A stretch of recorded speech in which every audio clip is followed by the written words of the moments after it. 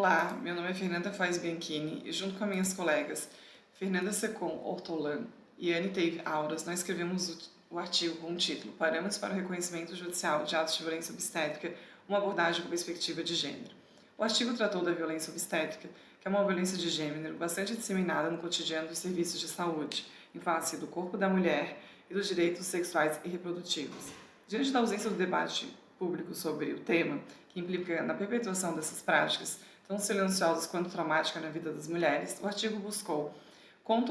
estabelecer contornos para situar e, consequentemente, enfrentar a violência obstétrica como uma violência de gênero, e não a partir de outras categorias como a do erro médico. Foi feita uma análise na literatura e nas normas internacionais e nacionais sobre o tema, uma revisão jurisprudencial para identificar barreiras e avanços na proteção dos direitos das mulheres relacionados ao tema. A pesquisa literatura evidenciou que o termo violência obstétrica não abarca uma única definição,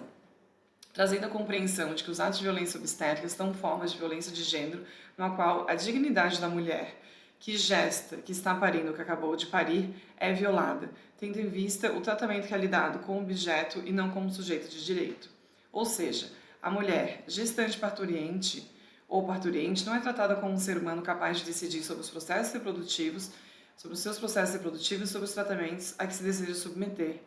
mas como um mero corpo à disposição das intervenções médicas. Portanto, toda e qualquer ação ou omissão praticada contra a mulher gestante parturiente ou puérpera, assim considerado o período de até 42 dias após o parto, que cause morte, lesão, sofrimento físico, psíquico, moral ou sexual, causando dano moral ou material à mulher, é considerada violência obstétrica. Também poderia ser designados os atos ou omissões direcionados contra o bebê ou a pessoa que está acompanhando a mulher, desde que gere sofrimento ou constrangimento à mulher, ou ainda direcionados a mulheres que buscam atendimento nos casos de aborto espontâneo, aborto legal ou fora das hipóteses legais. O rol das pessoas que podem praticar violência obstétrica é extenso, abrange os médicos, as médicas, enfermeiros e enfermeiras, assistentes sociais, psicólogos, psicólogas, fisioterapeutas e até o corpo da administração do hospital, seja na rede pública, privada ou filantrópica.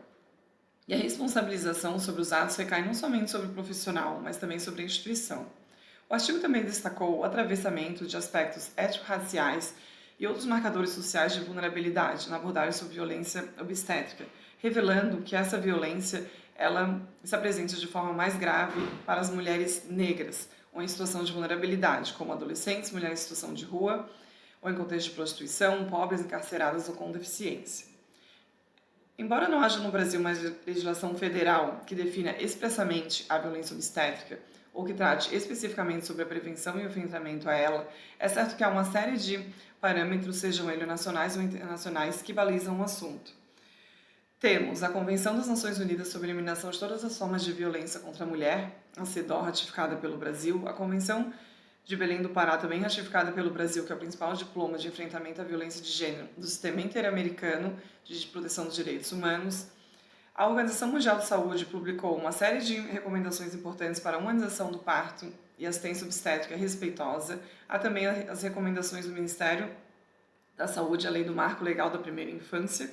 Em Santa Catarina, temos a Lei 17.205 do ano de 2017, que dispõe sobre a implementação de medidas de informação e proteção às gestantes parturiente contra a violência obstétrica, trazendo 21 exemplos de condutas que podem ser consideradas violência obstétrica.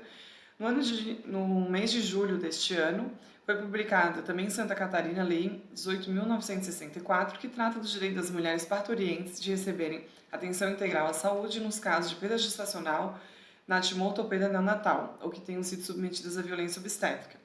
que acabou sendo definida como os atos ofensivos proferidos ou praticados verbal ou fisicamente contra as mulheres gestantes parturientes antes, durante ou após o parto. Portanto, há parâmetros internacionais e nacionais que assinalam a possibilidade da definição de violência obstétrica. Contudo, apesar dessa possibilidade de definir os parâmetros, a violência obstétrica ainda é naturalizada e o desconhecimento a respeito dessa violência faz com que poucos casos sejam notificados e denunciados como tal. Com cada vez mais frequência, mulheres têm buscado a Defensoria Pública para buscar reparação por atos de violência obstétrica, sofridos durante a gestação, o parto, o atendimento médico pós-abortamento ou puerpério. E ao acionar o Poder Judiciário em busca de reparação pelos danos morais e físicos sofridos, encontra um sistema de justiça pouco familiarizado com a discussão. Há uma frequente confusão entre violência obstétrica e o erro médico. Juízes e juízas, é muito comum, né, que eles exijam uma comprovação pericial de que houve um erro no proceder do profissional de saúde, causado por negligência, imprudência ou imperícia, e um nexo de causalidade entre esse erro e o dano eventualmente sofrido pela mulher vítima de violência obstétrica. Acontece que, dentre inúmeros problemas, né, que essa interpretação causa, ela desconsidera a possibilidade do reconhecimento de violências obstétricas de natureza psicológica ou moral, que é super comum, que embora não afete diretamente a integridade física, impactam profundamente no bem-estar psíquico da gestante ou parturiente. Apesar da resistência, vem ganhando espaço uma série de decisões judiciais que, nos últimos anos, têm reconhecido a violência obstétrica como uma violência de gênero, uma violência dos direitos das mulheres, passível de indenização por danos morais, independentemente da comprovação de erro médico. Esse novo posicionamento judicial reflete um passo importante na ampliação do reconhecimento da violência obstétrica como uma questão de direitos humanos e de gênero, não se limitando apenas a erros médicos. No artigo, nós citamos casos da Justiça do Paraná, Mato Grosso do Sul, da Bahia e de Santa Catarina. O Tribunal de Santa Catarina já considerou que, mesmo inexistente o nexo causal entre o procedimento adotado e as sequelas resultantes, subsiste o dever de indenizar os danos morais sofridos pela parturiente. Portanto, quando chega ao judiciário casos relacionados à violência obstétrica, por refletirem desigualdades estruturais de gênero, devem necessariamente serem analisados à luz dos tratados e convenções internacionais de direitos humanos, bem como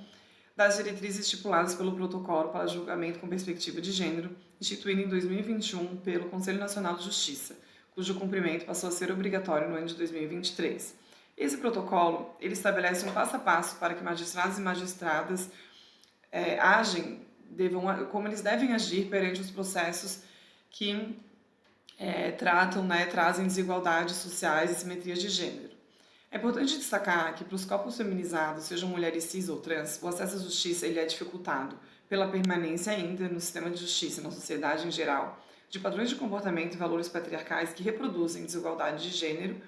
desigualdades e legitimam violências. Ademais, em casos de violência obstétrica, as assimetrias de gênero e desigualdades estruturais estão presentes. Haja vista que se trata de violência de gênero que acomete mulheres pelo fato de serem mulheres. Há uma evidente assimetria de poder entre as partes envolvidas. Primeiro, as mulheres que em situação de vulnerabilidade e hipossuficiência técnica perante os profissionais de saúde foram submetidos a um tratamento obstétrico violento. E segundo, essas mesmas mulheres, ao acessar a justiça para buscar reparação, não raro encontram um sistema de justiça hostil, pouco sensível ao tema e fortemente influenciado por laudos periciais subscritos por profissionais que desconhecem o próprio conceito de violência obstétrica, além, de se depararem com defesas médicas de caráter corporativista. Assim, diante da problemática decorrente da aplicação disforme neutra da acepção de violência obstétrica sem levar em conta desigualdades e violência de gênero, a aplicação do protocolo para julgamento com perspectiva de gênero do CNJ é fundamental para reconhecer o direito reprodutivo da mulher que foi violado. Disso decorre a necessária responsabilização dos profissionais por atos de negligência, imprudência ou imperícia, mesmo sem o reconhecimento do erro médico. Desta forma, a denúncia dos casos de violência obstétrica e a reparação dos casos sofridos é um movimento que fortalecerá a garantia do direito reprodutivo das mulheres de protagonizarem o seu pré-natal e parto, afastando a objetificação de seus corpos para reconhecer sua autonomia e o direito fundamental a uma vida livre de qualquer tipo de violência. Agradeço a atenção.